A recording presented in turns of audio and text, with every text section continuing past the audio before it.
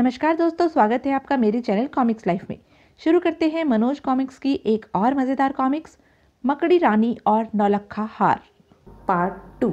उधर doctor Poonam TV screen पर सुबोध की इस हरकत को देख रही थी। वह सुबोध और अज्ञात बॉस के बीच हुई वार्तालाप का एक एक शब्द सुन चुकी थी। ओह, तो यह बात है। अज्ञात बॉस द्वारा भेजे गए जाली नोटों के ब्लॉकों का आदान प्रदान नौलखे हार के साथ कल सुबह पुराने किले पर होगा। इन बातों से यह भी स्पष्ट है कि टाइगर और अज्ञात बॉस के अलावा कोई तीसरा भी इस डील में दिलचस्पी ले रहा है। अतः इन शैतानों के चेहरे से नकाब उतारने के लिए मेरा मौके पर उपस्थित रहना जरूरी हो गया है। इस निश्चय पर पहुंचते ही डॉक्टर पूनम उस कक्ष से बाहर निकल गई। फिर 10 बजे डॉक्टर पूनम मकड़ी रानी के वेश में पुराने किले पर जा पहुंची। यही जगह ठीक है, यहाँ से मैं अपने चारों ओर दूर दूर तक नजर रख सकती हूँ। अब मुझे उन लोगों के पहुंचने की प्रतीक्षा करनी चाहिए। लेकिन मकड़ी रानी को ज्यादा देर प्रतीक्षा नहीं करनी पड़ी। ओह, नीली सूट वाला तो यहाँ पहुंच गया। शायद इसी ने सुबोध से जाली नोटों के ब्लॉक छीनकर उसकी हत्या करने की कोशिश की थी। तभी किसी वाहन के रुकने की आवाज सुन मकड़ी रानी की निगाहें विपरीत दिशा में घूम गई। ओह, तो टाइगर का आदमी भी नौलखा हार लेकर यहाँ पहुंच चुका है। लेकिन इन दोनों में से कोई भी मेरी उपस्थिति के बारे में नहीं जानता। उधर टाइगर का आदमी जैसे ही नीले सूट वाले के समीप पहुंचा। हार लाए हो? हम अमानत में खयानत नहीं करते। भरोसा नहीं है तो खोलकर तसल्ली कर लो।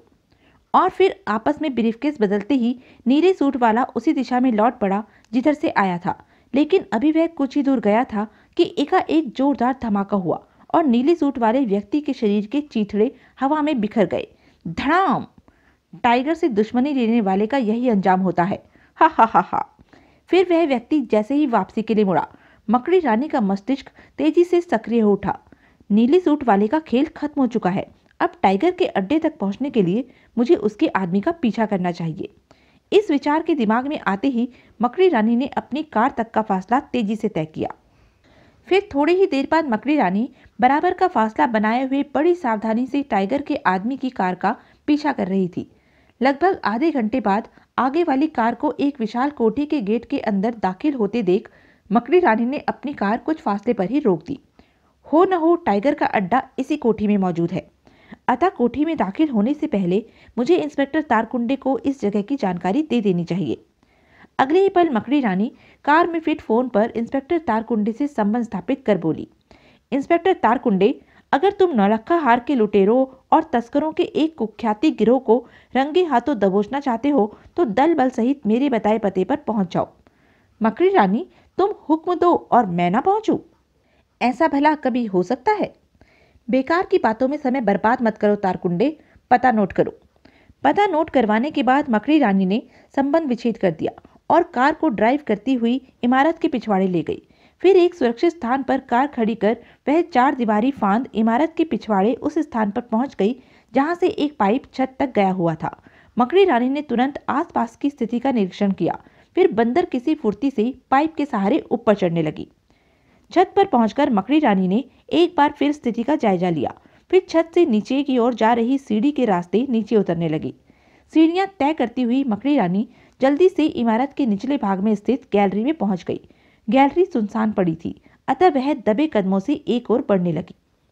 लेकिन अभी वह थोड़ी ही दूर गई थी कि अचानक एक कमरे का दरवाजा खुला और एक लंबा चौड़ा व्यक्ति मकड़ी रानी के सामने आ खड़ा हुआ। मकड़ी रानी को देख वह चौंक कर बोला, कौन हो तुम? तुम्हारी मौत! कहने के साथ ही मकड़ी रानी की लात चल गई। तड़ाक! आह! गंजा व्यक्ति उछलकर दूर जा गिरा। लेकिन गिरते ही वह उछलकर खड़ा हो गया और पागल भैंसे के समान डकरता हुआ मकड़ी रानी की ओर लपका। परंतु मकड़ी रानी सतर्क थी। आई! फिर मकड़ी रानी गंजे को घसीटती हुई कमरे के अंदर ले गई और उसे किसी गुड्डे की तरह उठाकर फर्श पर दे मारा। आ! और इससे पहले कि वह संभल पाता, मकड़ी रानी गंजे व्यक्ति को अपनी बाह के शिकंजे में कसती हुई गुर्राई। बता, टाइगर कहाँ है, वरना एक झटके में तेरी गर्दन की हड्डी तोड़ डालूंगी। मैं नहीं जानता। गंजे व्यक्ति का उत्तर सुन मकड़ी रानी की बाह का कसाव जैसे ही उसकी गर्दन पर बढ़ा, वह गिगिया उठा। मुझे मत मारो, मैं बताता हूँ। बताओ जल्दी। और फिर वह गंजा बिना किसी आनाकानी के टाइगर के खुफिया रास्तों के बारे में सब कुछ बताता चला गया। पूर्ण जानकारी हासिल करते ही मकड़ी रानी का हाथ पूरी ताकत से गंजे व्यक्ति की कनपट्टी से टकराया। तड़ाक! दूसरे ही पल गंजा व्यक्ति फर्श पर बेसुध पड़ा था और मकड़ी रानी दरवाजे की ओर बढ़ चुकी थी। अब मुझे टाइगर की खबर लेनी चाहिए। उधर इमारत के तहखाने में, टाइगर, हमारे दुश्मन का सफाया हो चुका है और नोटों का ब्लॉक भी हमारे कब्जे में आ चुका है। गुड शेरा। तभी कुछ ख्याल आते ही टाइगर संजीदा स्वर में बोला, वे कितने आदमी थे? वह अकेला था बॉस। तुम्हें पूरा विश्वास है कि तुम्हारा पीछा नहीं किया गया है? हाँ टाइगर, फिर तो हमें अब किसी से कोई खतरा नहीं रहा। अब हम बेधड़क होकर इतने नोट छापेंगे कि हिंदुस्तान की अर्थव्यवस्था डगमगा जाएगी। हा हा हा हा। तभी टाइगर की हंसी को चीरती हुई मकड़ी रानी की आवाज वातावरण में गूंज उठी। तुम्हारे नापाक इरादे कभी पूरे नहीं होंगे टाइगर। कौन? मकड़ी रानी, तुम यहाँ? हाँ मैं। और अब तुम्हारी भलाई इसी में है कि तुम अपने आप को कानून के हवाले कर दो। कानून? हा हा हा हा। तुम्हारा कानून मेरा कुछ नहीं बिगाड़ सकता मकड़ी रानी। तुमने यहाँ आकर अपनी मौत को दावत दी है। अब तुम यहाँ से बचकर नहीं जा सकती। तुमसे पहले भी कई अपराधी इस गलत फहमी का शिकार हो चुके हैं टाइगर, पर उनका जो हर्ष हुआ वह तुम्हें अवश्य मालूम होगा। लेकिन अब तुम्हारा क्या होगा यह तुम नहीं जानती। तत्पश्चात टाइगर ने तुरंत अपने आदमियों को मकड़ी रानी पर गोलियां बरसाने का हुक्म दे डाला। गोलियां चली भी, लेकिन वे मकड़ी रानी के शरीर से टकराकर मिट्टी के ढेले की तरह फर्श पर गिरती जा रही थी। टाइगर, अभी वह गोली बनी ही नहीं जो मकड़ी रानी का सीना चीर सके। अब अगर तुम अपना बचाव कर सको तो कर लो। कहने के साथ ही मकड़ी रानी ने अपनी बेल्ट पर लगा बटन दबा दिया। दूसरे ही पल जूम आई। इधर मकड़ी रानी को टाइगर की तरफ बढ़ते देख शेरा जैसे ही उस पर झपटा, मकड़ी रानी का फौलादी घूसा उसके जबड़े से टकराया। ढिशुम! आह! शेरा की दुर्दशा देख टाइगर अपने अंग रक्षकों को आदेश देता हुआ गरजा, देख क्या रहे हो? टूट पड़ो, यह किसी भी हालत में यहाँ से बचकर न जाने पाए। Yes tiger. दूसरे ही पल दोनों अंग रक्षक मकड़ी रानी पर झपट पड़े, लेकिन मकड़ी रानी सतर्क थी। ढिशुम! आह! तड़ाक! आई! इधर मकड़ी रानी दोनों अंग रक्षकों को लात घूसों पर रखे हुई थी। उधर टाइगर की नजरें ब्लॉकों के ब्रीफकेस पर जा जमी। यही मौका है, मुझे ब्लॉक लेकर चंपत हो जाना चाहिए। इस विचार के दिमाग में आते ही टाइगर तेजी से आगे बढ़ा और ब्रीफकेस उठाकर द्वार की ओर दौड़ पड़ा। लेकिन अभी टाइगर हॉल से निकलकर कुछ ही दूर गया था कि अचानक, सुभान अली, तुम! यह क्या बेहूदगी है? लगता है बहुत जल्दी में हो। तुम नहीं जानते, मकड़ी रानी हमारे इस अड्डे तक पहुंच चुकी है, अतः अब हमारा यहाँ रुकना खतरे से खाली नहीं है। ओह, समझा। मकड़ी रानी के भय से ही तुम बिल्ली की तरह दुम दबाकर भाग रहे हो। बकवास बंद करो और मेरे रास्ते से हट जाओ। नहीं टाइगर, तुम यहाँ से तब तक नहीं जा सकते जब तक वह नौलखा हार मेरे हवाले नहीं कर देते। तुम्हारा दिमाग तो ठिकाने पर है। मेरा दिमाग तो ठिकाने पर है टाइगर, पर लगता है तुम्हारा दिमाग ठिकाने लगाने का बंदोबस्त मुझे ही करना पड़ेगा। इससे पहले कि मेरे रिवॉल्वर की गोली तुम्हारी जीवन लीला समाप्त कर दे, वह हार मेरे हवाले कर दो। उस हार के लिए मैं अपने एक साथी को खो चुका हूँ। ओह, तो यह बात है। हाँ, अब तो तुम समझ ही चुके होंगे कि उस हार के लिए मैं कुछ भी कर सकता हूँ। नीच, कमीने, धोखेबाज, मैं तुझे जिंदा नहीं छोड़ूंगा। पहले अपनी जान की फिक्र करो टाइगर। कहने के साथ ही प्रिंस उर्फ सुभान अली ने गोली चला दी। लेकिन टाइगर सतर्क था। अपना बचाव करते हुए टाइगर ने हाथ में थमा ब्रीफकेस सुभान अली की तरफ उछाल दिया। सुभान अली इस स्थिति के लिए तैयार नहीं था, अतः चोट खा गया। आह! फिर इससे पहले कि सुभान अली रिवॉल्वर उठाने की कोशिश करता, टाइगर चीते किसी फुर्ती से उस पर झपट पड़ा। अगले पल दोनों आपस में घुते हुए फर्श पर लुढ़कनी खाते चले गए। टाइगर की शक्ति के सामने सुभान अली ज्यादा देर टिक न सका। अचानक टाइगर ने सुभान अली को हवा में उछाल दिया। सुभान अली का शरीर जैसे ही फर्श पर गिरा, उसके मुंह से निकलने वाली दर्दनाक चीख से वातावरण कांप उठा।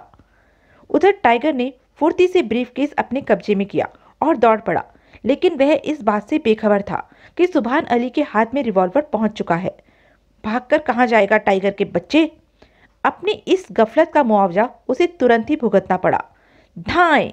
गोली लगते ही टाइगर फर्श पर ढेर हो गया। तब प्रिंस उर्फ सुभान अली मृत टाइगर के निकट पहुंचा और नौलखा हार टाइगर की जेब से निकाल अट्ठास कर उठा। हा हा हा हा! अब नौलखे हार की नहीं, नोटों के ब्लॉक की भी मैं अच्छी कीमत वसूल करूंगा। फिर वह जैसे ही ब्रीफकेस उठाने के लिए झुका, मकड़ी रानी के पैर की ठोकर उसकी कमर पर पड़ी। तड़ाक! आह! सुभान अली छिटक कर दूर जा गिरा। फिर मकड़ी रानी ने उसे संभलने का मौका नहीं दिया। आई! मकड़ी रानी के शक्तिशाली प्रहारों ने सुभान अली के होश उड़ा दिए। तभी आते हुए भारी बूटों की आवाज सुन मकड़ी रानी चौंकी। ओह, शायद तारकुंडे अपने दल सहित यहाँ पहुंच गया है।